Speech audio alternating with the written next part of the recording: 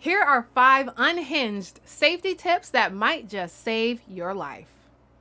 Number 1, if you are going on a date with someone and you don't really know him, if he asks you who else knows you're here, even if nobody else does, lie, okay? You better start listing off as many people as you can think of. My mama knows I'm here, my cousins, my friends, all these different people, okay? I don't use foundation, okay?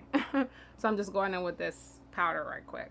But yeah, because typically if someone is a predator and they're asking you who else knows you're here, or does anybody know you're with me right now, or does anyone know you're here, something along those lines, they're trying to figure out, if they were to do something to you, how hard it would be to trace it back to them. So if nobody knows that you're there, nobody knows what you're doing, then the chances that they can get away with whatever nefarious act they had in mind is significantly higher than if somebody knows who you're with. Then on top of that, you want to tell, not only do you want to let people in real life know where you're going, you also want to let them know who you're going with.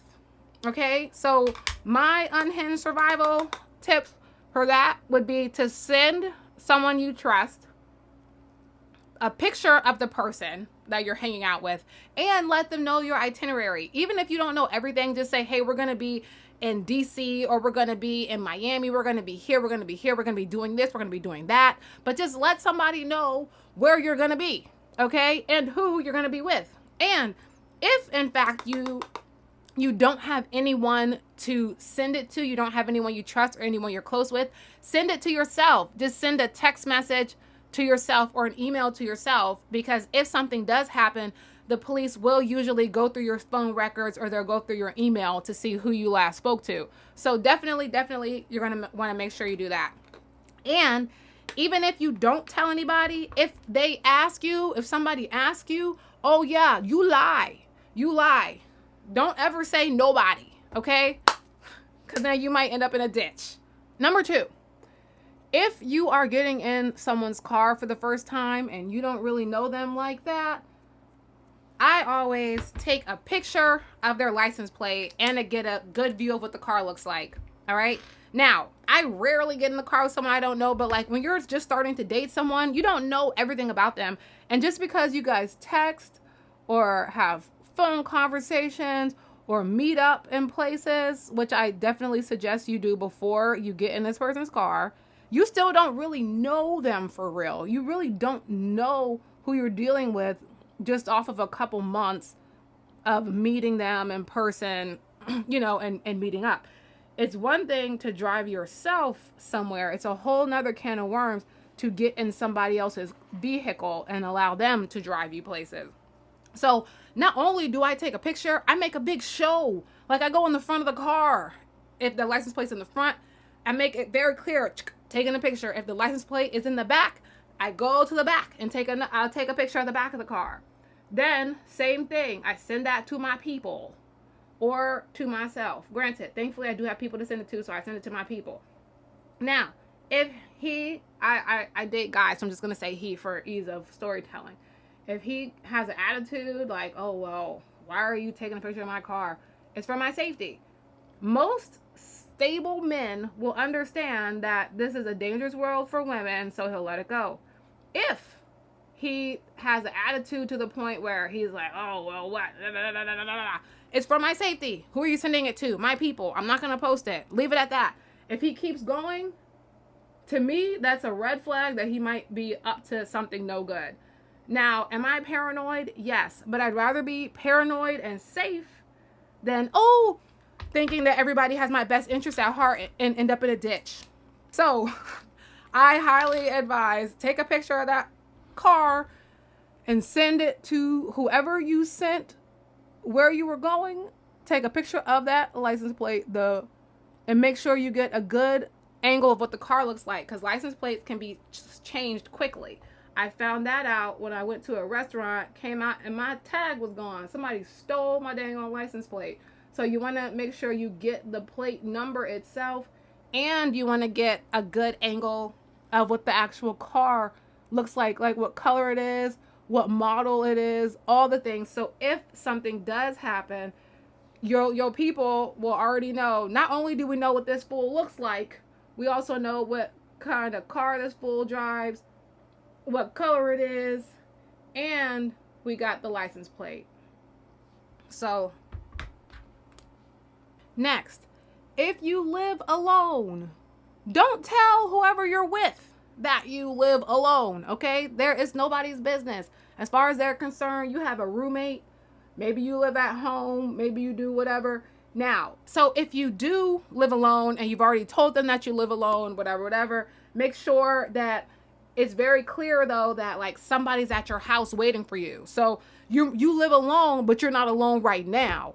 And you always have family coming to visit you. Like you don't even know, your family just randomly pops up and surprises you. In fact, my cousin is actually at my house right now waiting for me. So if you gotta lie, you gotta lie. All right. So if somebody asks you, do you live alone? You can be honest if you want to be. If you're trying to show like, oh, I'm on my boss stuff, you want to be honest, fine. But make sure, especially if you don't really know this person, oh, well, somebody's at my house. My cousin's waiting for me actually to get home. My male cousin, my dad visits me all the time. My uncle is known to just pop by my apartment from time to time, unannounced. He just comes by, stuff like that. Because a lot of times people that want to victimize you, they want someone who they think is isolated and who they feel like, well, if something happened to this person, nobody would care. Now, it doesn't mean that that's always the type, what happens, but it's just a way to further prevent. If someone is looking for an easy target, they'll just assume you're not as easy of a target because you have people that care about you that are checking in on you. If you do live alone, also, it's good to have man products around. I had a weird incident with a maintenance man once.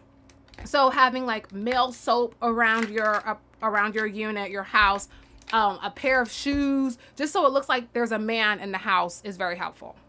If you're going on a date, do not share that someone has your phone location, okay? Because if someone is a predator and they know that, they are going to, if they do decide to do something to you, they're going to make sure you're separate from your phone.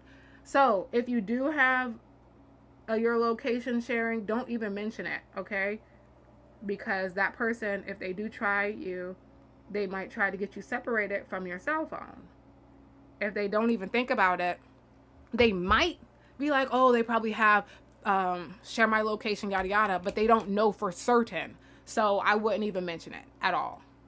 A lot of times it's crazy, but like people will try to like ask innocent questions just so that they can find out if you're alone or if someone in your life cares enough about you that if you don't call them or if you don't return, someone will be looking for you. These people, you got to remember, they are cowards. People that victimize others, they are cowards. So they typically want the easiest prey they can find. So even if you have to lie. My last unhinged safety tip is to out crazy people, okay? If you ever find yourself actually being scared of someone or scared of a situation, the worst thing you can do is show fear to someone who's trying to victimize you.